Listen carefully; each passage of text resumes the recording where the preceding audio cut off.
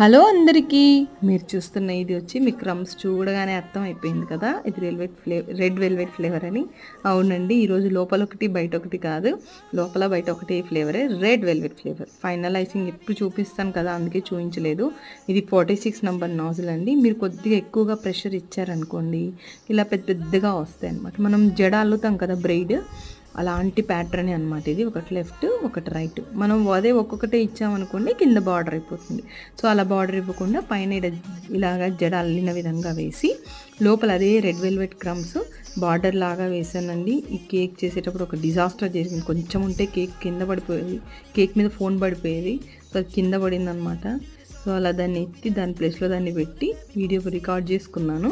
Golden balls, sugar balls అదే అండి, beads వేసేసి ఫినిష్ చేశాను ఎడిబుల్వి. ఈ కేక్ లుక్ మీకు ఎలా అనిపించిందో కామెంట్ చేయండి. ఫైనల్ పిక్ క్లాస్లో ఉంది. Cake weight 1/2 kg, 6 inch tin.